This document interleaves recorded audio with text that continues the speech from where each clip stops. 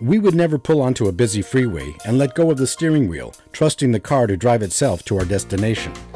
Douglas McKee, author of Mental Mechanics, says the biggest problems in our lives come from doing just that with our thinking, allowing automatic thoughts and negative emotions to drive our day. We all want to live happy, peaceful, and prosperous lives, but so few of us ever actually make it. It's not because we don't work hard enough or because we're not willing, because Americans actually are working more hours and working harder than any other people on the planet. But something always seems to step in that sabotages our hopes and dreams, and most of us don't have an idea about what it is. Some people think they do, and some people actually have a name picked out for the reason they failed. Wife, ex-wife, husband, ex-husband, job, boss, kids, whatever. But actually it's not those things at all. It's the negative emotions we have about those things.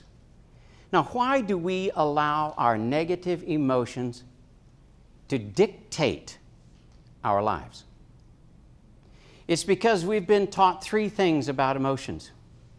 Number one, that emotions are fact. Two, that they're uncontrollable. And three, that they're automatic. Well, I'm here to tell you today that those things are not true.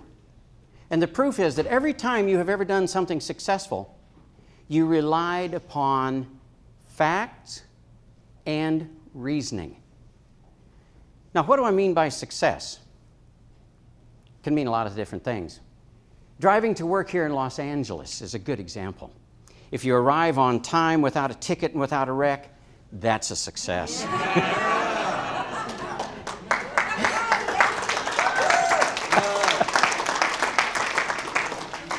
Yesterday afternoon, I was out on the freeway, and I saw some people in their cars, and it wasn't just one. They were doing this, you know, all that stuff.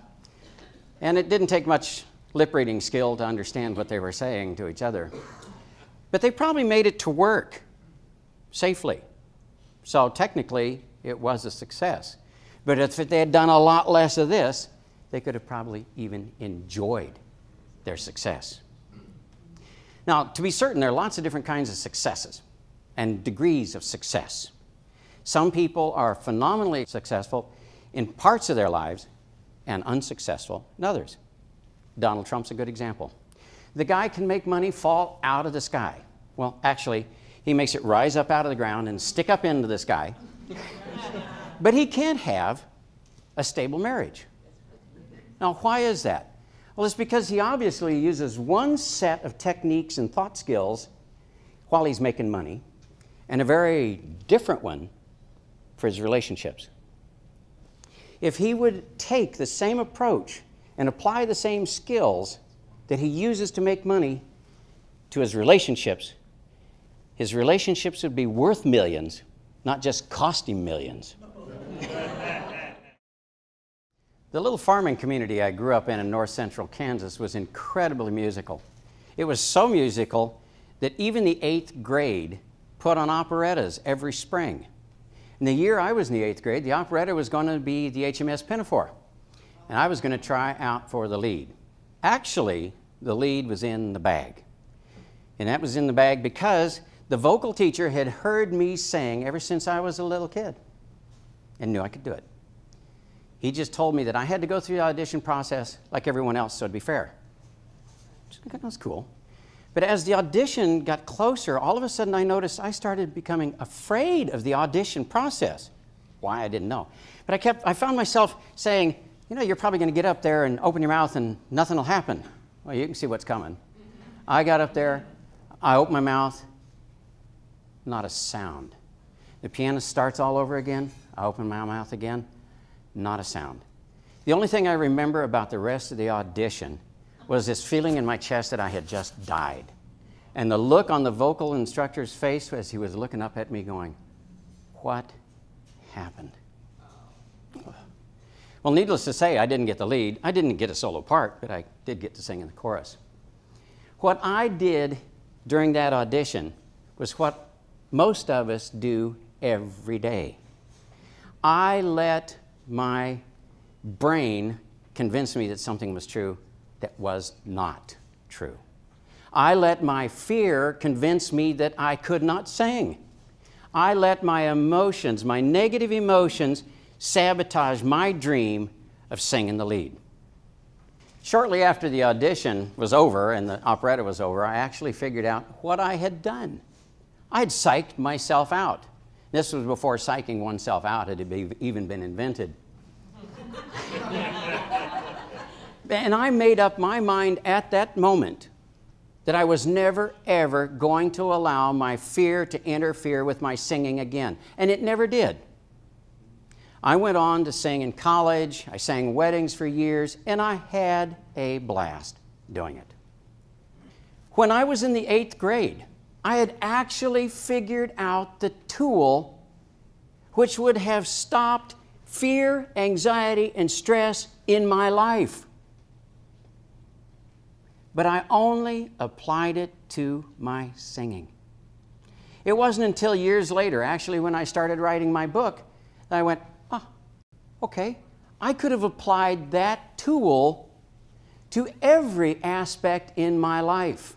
And that's what I am here to tell you today, is that the tools, there are tools available that work, that are simple, that will help you do away with the fear, the anxiety, and the stress in your life. We've been talking about the nature of emotions, and since emotions are not facts, that there is no possible way that we can rely upon them to make the best decisions in our life.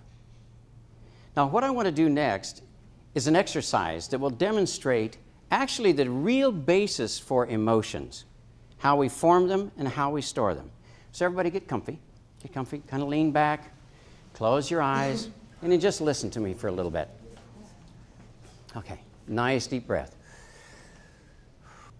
Okay, now I want you to imagine that you're in your kitchen.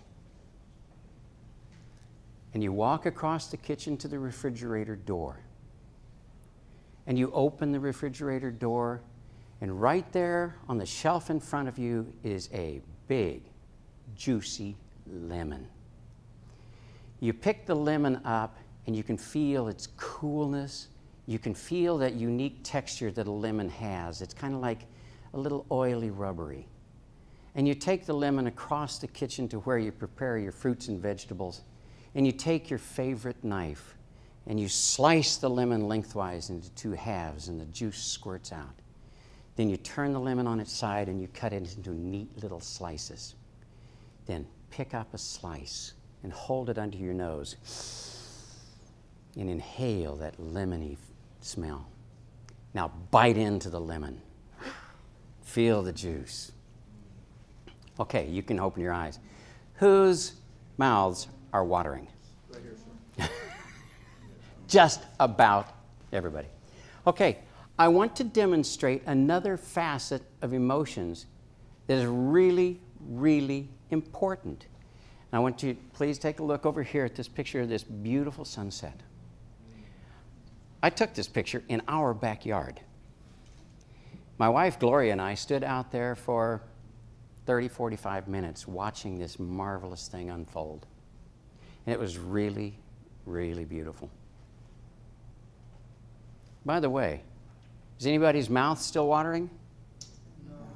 No. There it is. Emotions are temporary. One of the most important things. When emotions are only able to be sustained as long as we're thinking about the thing that generated them. If we change our mind when we feel emotions starting to creep into our thinking, we will immediately feel better. And that's what we should do. What we've been doing today so far is learning how to establish a different kind of relationship with our emotions. And we have been learning tools and skills that will allow us to choose our thoughts and think in ways that do not create the negative emotions that we have to deal with.